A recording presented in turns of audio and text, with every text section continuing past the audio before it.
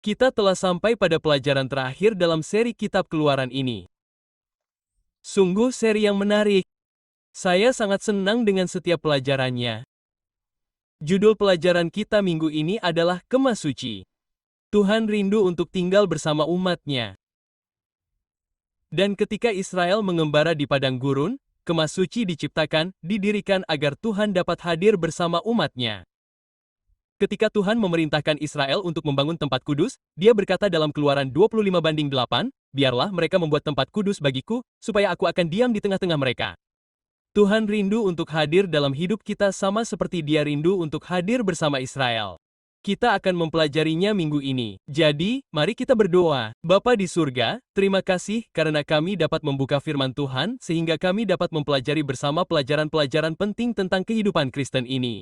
Meskipun kebaktian di Kemah Suci telah berlangsung lama sekali, kita masih dapat melihat pelajaran-pelajaran darinya. Pelajaran-pelajaran yang penting, krusial, dan signifikan untuk kehidupan kita saat ini. Jadi, berbicaralah kepada kami saat kami mempelajari pelajaran ini dalam nama Yesus. Amin.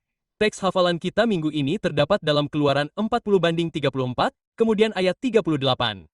Lalu awan itu menutupi kemah pertemuan, dan kemuliaan Tuhan memenuhi bait suci itu. Sebab awan Tuhan itu ada di atas kemah suci pada siang hari, dan pada malam hari ada api di atasnya, di depan mata seluruh kaum Israel, sepanjang tempat mereka berkemah. Menurut Anda, apa yang dipikirkan orang-orang ketika mereka melihat awan itu menutupi kemah suci? Ketika mereka melihat kemuliaan Tuhan memenuhi kemah suci, menurut Anda apa yang mereka pikirkan ketika setiap hari mereka melihat awan itu di atas kemah suci dan mereka melihat api di atasnya pada malam hari? Mereka tahu bahwa hadirat Tuhan menyertai mereka. Mereka merasakan rasa aman karena mereka berkata, Tuhan ada di sini. Ketika Anda tahu bahwa Tuhan hadir dalam hidup Anda tahu bahwa ada rasa damai, rasa aman.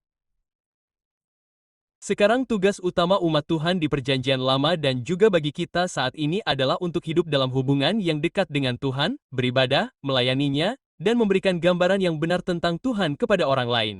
Jadi seluruh kemah suci memberi kita gambaran tentang Tuhan. Kita membaca tentang pendirian kemah suci itu dan kita mulai dengan itu di Keluaran pasal 35 ayat 1-3 dalam pelajaran hari Minggu. Keluaran 35:13 dalam pelajaran hari Minggu.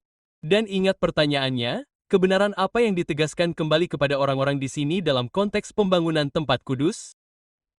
Keluaran 35 dimulai dengan ayat 1. Lalu Musa mengumpulkan segenap jemaah Israel dan berkata kepada mereka, inilah firman yang diperintahkan Tuhan kepadamu untuk dilakukan, 6 hari lamanya kamu boleh bekerja, tetapi hari yang ketujuh harus menjadi hari kudus bagimu. Sabat, hari perhentian penuh bagi Tuhan, setiap orang yang melakukan pekerjaan pada hari itu harus dihukum mati. Janganlah kamu menyalakan api di seluruh tempat kediamanmu pada hari Sabat. Petik 2. Jadi kekudusan hari Sabat, kesakralan hari Sabat. Bahkan ketika mereka membangun kemah suci, mereka tidak boleh bekerja pada hari Sabat. Nah, Sabat dalam pesannya dulu, sekarang, dan akan selalu tentang Tuhan, siapa Dia, dan karya-karya Tuhan yang dahsyat. Sabat mengingatkan kita tentang karya-karya Tuhan yang kreatif dan menyelamatkan. Sabat memfokuskan perhatian kita pada Tuhan yang tinggal bersama umat-Nya. Saya benar-benar terkesan dengan 5 pesan yang beraneka ragam yang dibawa Sabat kepada kita sebagaimana diuraikan oleh penulis kita. Dia mengatakan bahwa Sabat benar-benar memiliki 5 pesan utama bagi kita. Apakah Anda memahami pentingnya hal ini dalam pelajaran untuk hari ini? Saya pikir ini cukup penting. Pertama, dia berkata bahwa Sabat mengingatkan kita bahwa Tuhan adalah pencipta kita. Alkitab dibuka dengan pernyataan penting yang menakjubkan dalam kitab Kejadian bahwa Tuhan adalah pencipta dan peringatan yang jelas tentang ciptaan Tuhan adalah Sabat dalam kitab Kejadian 2:2 dan 3. Jadi, hal pertama yang diingatkan Sabat kepada kita adalah bahwa Tuhan adalah pencipta. Hal kedua yang diingatkan Sabat kepada kita adalah bahwa Sabat akan datang dan harapan ini berpusat pada janji tentang benih yang akan mengalahkan ular dan membawa kemenangan atas kejahatan. Jadi, ketika Anda berpikir tentang Sabat, Anda berpikir tentang fakta bahwa Tuhan menciptakan dunia dan Tuhan tidak akan membiarkan dunia yang Dia ciptakan dikuasai oleh si jahat, setan, dan bahwa Yesus memang akan datang untuk menang atas kerajaan dan kuasa neraka. Jadi, setiap Sabat yang kita sembah, kita berpikir tentang kemenangan. Kita berpikir tentang fakta bahwa suatu hari dunia ini akan diciptakan kembali dalam kemegahan surgawinya. Hal ketiga yang dikatakan penulis kita adalah bahwa Tuhan akan menegakkan kerajaannya dan Sabat adalah hari kemenangan. Rasa awal dari kerajaan. Jadi kita masuk ke dalam perhentian Sabat dan Sabat adalah sepotong kekekalan.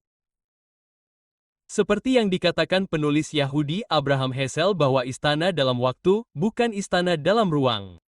Kebanyakan istana, Anda tahu, bersifat spasial. Anda dapat melihatnya, Anda dapat memasukinya. Namun Abraham Hesel mengatakan Sabat adalah istana dalam waktu yang turun dari surga ke bumi. Dan Tuhan mengundang kita ke istananya dalam periode 24 jam ini setiap minggu. Jadi Sabat mengingatkan kita bahwa suatu hari nanti kita akan hidup di Yerusalem baru yang sesungguhnya dan bahwa kita akan bersama Kristus di bumi yang diperbarui.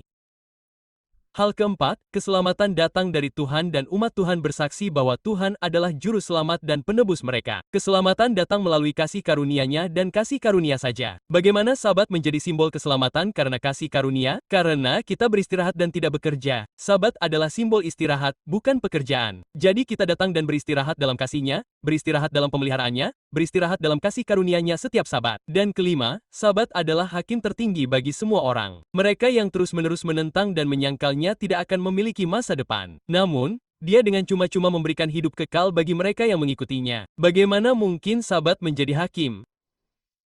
Nah, jika Kristus menciptakan kita, dan jika Sabat adalah simbol bahwa Dia menciptakan kita, Dia yang menciptakan kita adalah Dia yang memanggil kita untuk beribadah. Seperti yang dikatakan Wahyu pukul 4:11, "Ya Tuhan, Engkau layak menerima puji-pujian dan hormat dan kuasa, sebab Engkau telah menciptakan segala sesuatu." Jadi, Kristus layak disembah karena Ia menciptakan kita. Memungkiri pencipta kita berarti menempatkan diri kita di bawah penghakiman Allah. Sabat mengingatkan kita bahwa Dialah yang menciptakan kita. Sabat mengingatkan kita bahwa Mesias akan datang untuk memulihkan Eden. Sabat mengingatkan kita bahwa Allah akan menegakkan kerajaannya. Dan Sabat merupakan pertanda awal dari hal itu. Saat beristirahat pada hari Sabat, kita diingatkan bahwa kita beristirahat dari jerih payah kita, bahwa keselamatan berasal dari Tuhan. Sabat juga mengingatkan kita bahwa pencipta kita memanggil kita untuk bertanggung jawab sebagai umatnya. Kita lanjutkan ke pelajaran hari Senin. Bangsa Israel tidak boleh membangun tempat suci pada hari Sabat. Namun, saat membangun tempat suci itu, mereka membutuhkan persembahan dari umat. Keluaran 35:4 berbunyi, lalu Musa berbicara kepada seluruh jemaah orang Israel, katanya, inilah yang diperintahkan Tuhan. Ambillah dari antara kamu persembahan khusus kepada Tuhan. Barang siapa yang sukarela hatinya, hendaklah ia mempersembahkannya sebagai persembahan kepada Tuhan, emas, perak, tembaga, kain biru tua, kain ungu, kain kirmizi, benang lenan halus, bulu kambing, kulit domba jantan yang diwarnai merah, kulit badak, dan kayu akasia, minyak zaitun untuk penerangan, dan rempah-rempah untuk minyak urapan, dan sebagainya. Dan ia melanjutkan, jadi mereka harus membawa, menurut Anda mengapa Israel harus membawa semua persembahan ini, semua barang dagangan ini untuk pembangunan tempat kudus? Alasan mereka diminta untuk membawa ini oleh Tuhan adalah agar mereka dapat berpartisipasi. Jadi ketika mereka melihat tempat kudus, mereka dapat melihat bahwa inilah yang telah Tuhan tempatkan dalam hati kita untuk dilakukan dan kita telah menjadi bagian darinya. Mengapa Tuhan mengundang kita untuk membawa persembahan kita saat kita membangun gereja dan memberikan pengorbanan untuk proyek pembangunan gereja itu? Jadi kita dapat merasakan bahwa kita adalah bagian dari ini. Itu agar kita dapat mengidentifikasi diri dengannya. Mengapa Tuhan mengundang kita untuk memberikan persembahan misi yang murah hati? Jadi, kita bisa merasakan bagian dari pekerjaan misi sedunia ini. Tuhan tidak butuh persembahan kita, tetapi yang Dia butuhkan adalah hati kita. Dan saat kita memberi, kita menjadi bersemangat tentang apa yang kita berikan. Saya dan istri saya berada di Kenya untuk mengadakan pertemuan penginjilan. Dan salah satu hal yang membuat kami terkesan tentang Kenya adalah banyaknya orang yang hidup dalam kemiskinan. Jangan salah paham, Kenya memiliki beberapa kota modern. Ada beberapa orang yang sangat kaya dan beberapa orang kelas menengah. Namun, ada orang yang tinggal di daerah kumuh. Ada banyak anak yatim piatu sebagai akibat dari berbagai konflik, perang, dan kematian.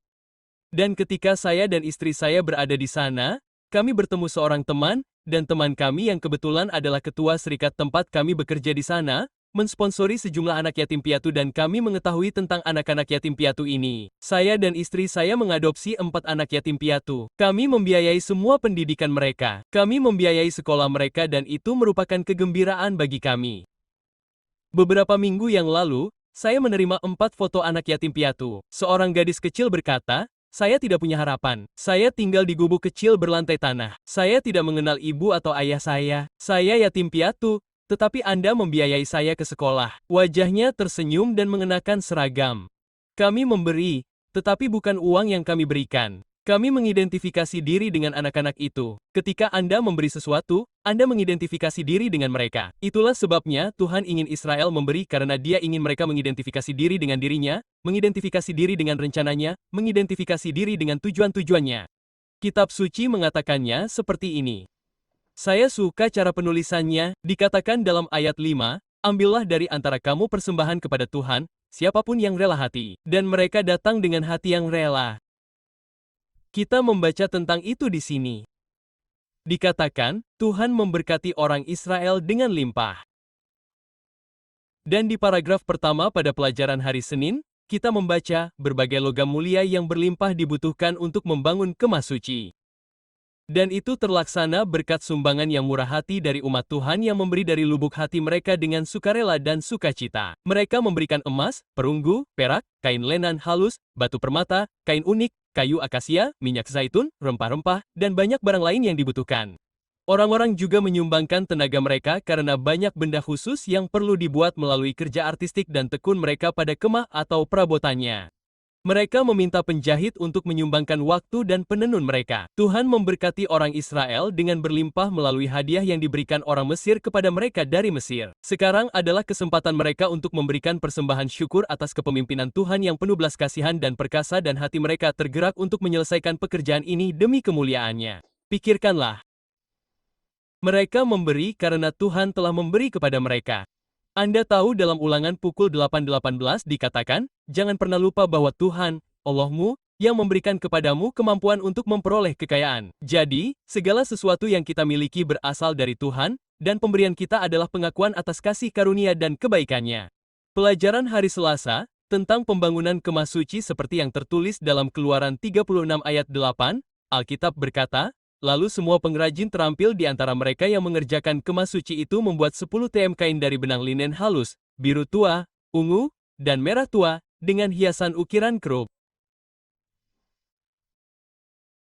Lihatlah, Tuhan menaruh dalam hati para pengrajin ini orang-orang yang cakap seperti Bazil dan Ojib, mereka dipenuhi dengan roh Tuhan dan mereka dikaruniai dengan keterampilan, hikmat, dan pengetahuan artistik untuk melakukan semua pekerjaan Tuhan dengan sempurna. Ketika Tuhan memanggil Anda untuk melakukan suatu pekerjaan baginya, seperti yang Dia panggil para pengrajin ini, Tuhan memberi Anda keterampilan dan kemampuan untuk melakukannya. Ketika Tuhan memanggil Anda untuk melakukan sesuatu, Dia membuat Anda memenuhi syarat untuk melakukan sesuatu yang Dia panggil untuk Anda lakukan. Dia memberi Anda karunia-karunia rohani untuk menyelesaikan tugas itu. Jadi Musa membangun kemah suci dan instruksi yang telah diberikannya di Gunung Si, semuanya dilaksanakan dengan tekun. Alkitab mengatakan bahwa mereka membangun kemah suci dengan berbagai kain, tirai, dan bagian. Mereka membangun tabut, mereka membangun meja roti sajian, kandil domba, mezbah pembakaran ukupan, mezbah korban bakaran. Dan semua ini untuk menyatakan Mesias. Di tempat kudus itu, orang-orang berdosa harus membawa korban binatang mereka ke mezbah korban bakaran. Mereka harus meletakkan tangan mereka di atas korban itu, mengakui dosa-dosa mereka. Dosa mereka, rasa bersalah atas dosa dipindahkan ke dalam kurban. Kurban itu disembelih. Darah dibawa ke tempat kudus di tempat suci duniawi ini. Dan di sana saat dibawa masuk, dosa dipindahkan ke tempat suci baik melalui darah atau melalui sebagian hewan yang dimakan imam. Dan imam meletakkan darah itu di tanduk-tanduk mezbah ukupan di tempat suci yang melambangkan bahwa melalui kebenaran Kristus, dosa yang dilambangkan dalam ukupan di sana yang melambangkan kebenaran Kristus, bahwa dosa-dosa mereka akan diampuni melalui kebenaran Kristus. Kandil melambangkan terang Yesus dalam hidup mereka. Dia adalah terang kehidupan. Meja roti Shebat melambangkan Yesus, roti kehidupan, satu-satunya yang dapat menyehatkan jiwa kita. Jadi segala sesuatu tentang kebaktian di tempat suci itu adalah tentang Yesus. Dan tentu saja hari pendamaian, yang akan kita pelajari sedikit kemudian dalam pelajaran kita hari ini, berlangsung. Ada dua kebaktian. Kebaktian harian, kurban dipersembahkan di pelataran dan darah kurban itu dimakan seperti yang telah kita sebutkan akan masuk. Dosa dipindahkan. Jadi tempat kudus menjadi tercemar oleh pemindahan dosa-dosa umat. Namun, setahun sekali pada hari pendamaian, ada suatu kebaktian yang disebut kebaktian tahunan. Izinkan saya membacakannya kepada Anda dalam pelajaran hari Selasa. Paragraf terakhir, kebaktian tahunan yang dilaksanakan pada hari pendamaian menunjukkan bagaimana Allah menghapus dosa, menyelesaikan masalah dosa, mengamankan dosa, masa depan tanpa dosa. Ada dua korban binatang, 2 ekor kambing. Yang pertama, tidak ada dosa yang diakui, itu disembelih. Darah murni dibawa ke tempat kudus, ditaruh pada tanduk-tanduk mezbah pembakaran ukupan itu, untuk menyucikannya. Itu dibawa dan dipercikan di depan tabir. Di balik tabir itu ada tabut perjanjian, 10 perintah hukum yang telah dilanggar oleh orang berdosa. Itu dipercikan di sana. Imam besar masuk ke tempat maha kudus. Satu-satunya waktu dalam setahun imam besar dapat masuk ke sana adalah pada hari pendamaian. Dan di sana ia masuk ke dalam sikina kemuliaan Allah. Tempat kudus itu adalah disucikan saat imam besar mengakui semua dosa umat. Ia meninggalkan tempat kudus. Tempat kudus itu kini telah disucikan. Ia meletakkan tangannya di atas kepala kambing hidup, memindahkan semua kesalahan, semua rasa malu dari dosa-dosa kambing hidup itu. Kambing itu diutus ke padang gurun. Sekarang, jangan salah paham, kambing hidup itu bukanlah pendamaian. Pendamaian telah dilakukan oleh kesalahan kambing yang disembelih. Yesus Kristus menebus kita. Yesus Kristus adalah juru selamat kita yang benar. Yesus Kristus adalah pribadi yang menerima kutukan dan kesalahan atas dosa-dosa kita dan mati di kayu salib. Kambing kedua ini melambangkan fakta bahwa setan bertanggung jawab atas dosa kita tetapi tidak pernah dapat menebusnya. Jadi kambing itu diutus ke padang gurun dan sekarang bertanggung jawab atas dosa-dosa manusia untuk mati. Itu tentu saja melambangkan setelah Yesus meninggalkan tempat maha kudus di tempat kudus surgawi dalam penghakiman terakhir. Yesus datang lagi sebagai Raja segala Raja dan Tuan segala Tuan. Periode milenium dimulai dalam 1000 tahun itu. Setan mengembara naik turun di bumi seperti kambing hitam yang mengembara di padang gurun sampai pada akhir 1000 tahun kota suci itu runtuh. Dalam pelajaran hari Rabu kita membaca tentang kehadiran Tuhan di tempat kudus. Anda membaca tentang itu di Keluaran 40:1-38. Bagaimana orang Israel membedakan kehadiran Tuhan? Mereka membedakannya dalam awan di siang hari yang berada di atas tempat kudus dan tiang api di malam hari. Tetapi juga dalam sikina kemuliaan Tuhan di antara kedua kerubim. Kehadiran Tuhan ada di tempat kudus itu. Kemuliaan Tuhan, saya membaca paragraf kedua di bawah pelajaran hari Rabu. Kemuliaan Tuhan adalah kekudusannya, karakternya dan kehadirannya yang penuh kasih, yang merupakan kebaikan itu sendiri. Kehadirannya memenuhi kemah suci dan terlihat sebagai awan sikina kemuliaan. Kitab Keluaran diakhiri dengan penekanan pada kehadiran Tuhan yang membimbing dalam awan Tuhan di siang hari dan awan api di malam hari. Dengan cara yang sangat kuat dan nyata, orang-orang Ibrani tidak hanya harus mengalami realitas Tuhan, tetapi juga kehadirannya yang dekat dan kekal saat ia menuntun mereka berulang kali melalui pengembaraan mereka di padang gurun. Tuhan hadir bersama mereka dan Tuhan akan hadir bersama Anda, bersama saya dalam perjalanan hidup kita. Apakah Anda memperhatikan bagaimana ayat terakhir kitab Keluaran berakhir? Ayat 38, karena awan Tuhan ada di atas kemah suci pada siang hari, dan api ada di atasnya pada malam hari, dan di depan mata seluruh kaum Israel sepanjang perjalanan mereka. Di depan mata seluruh kaum Israel, mereka akan melihat ke atas pada malam hari dan mereka akan melihat alat pembersih itu. Melihat ke atas pada siang hari dan mereka akan melihat awan api. Tuhan menyatakan dirinya kepada mereka sebagai Tuhan yang selalu hadir. Dan Tuhan selalu hadir bersama Anda dan bersama saya. Itu dinyatakan dalam kehidupan Kristus dalam Yohanes pukul 1:14. Alkitab menggunakan bahasa tempat kudus untuk menggambarkan Yesus kepada kita. Dialah yang datang meninggalkan kemuliaan surga dan meninggalkan kemegahan dan keagungan kekekalan. Dan dalam Yohanes 1 ayat 14 kita bacalah, firman itu telah menjadi manusia, dan diam di antara kita. Kamu lihat firman itu diam di antara kita di sana dalam bahasa-bahasa asli. Dia berdiam di antara kita. Dia adalah tempat kudus kita dan kita melihat kemuliaannya. Ingatlah tujuan dari kemah suci itu adalah agar di tempat yang maha kudus, kemuliaan Allah, kebaikannya dinyatakan. Yesus berdiam di antara kita. Dan kebaikannya dinyatakan dalam kemuliaannya. Kemuliaan sebagai anak tunggal Bapa, penuh kasih karunia dan penuh kebenaran. Yesus datang untuk menyatakan kebaikan Bapa, untuk menyatakan kebaikan Bapa, untuk menyatakan kebenaran Bapa. Yesus berjalan di antara kita. 2000 tahun yang lalu, Sang Mesias datang. Dia menyentuh mata orang buta dan mereka terbuka. Dia menyentuh telinga orang tuli dan mereka terbuka. Dia menyentuh tangan orang lumpuh dan itu disembuhkan. Dia menyentuh kaki orang lumpuh dan dia melompat dan berlari lagi. Dia menggendong anak-anak itu dan mengucapkan kata-kata harapan dan dorongan. Dia membangkitkan orang mati. Dia menulis belas kasihan di pasir dan mengampuni seorang wanita yang terperangkap dalam tindakan perzinahan itu sendiri. Ia berkata kepada seorang pencuri di kayu salib, "Suatu hari nanti kamu akan bersama-sama dengan aku di surga." Kristus ini menyatakan kebaikan Allah. Kristus ini menyatakan kebaikan Allah. Ia adalah perwujudan kemuliaan Bapa dan pewahyuan tempat kudus dalam daging manusia. Setiap anak domba menunjuk ke depan kepada Kristus, kurban kita. Yesus adalah anak domba kita yang sekarat. Yesus adalah imam kita yang hidup. Yesus adalah imam besar dalam penghakiman. Dan Yesus adalah satu-satunya yang suatu hari nanti akan meninggalkan tempat kudus dan datang kembali sebagai Raja segala raja, dan Tuhan segala Tuhan. Inilah kebenaran ilahi dari Kitab Keluaran. Mari kita berdoa. Bapa di surga, kami bersyukur bahwa kami telah melakukan perjalanan bersama melalui Kitab Keluaran dan saat kami menjalaninya, kami telah melihat keindahan dan kemuliaan Allah yang dinyatakan dalam Kristus.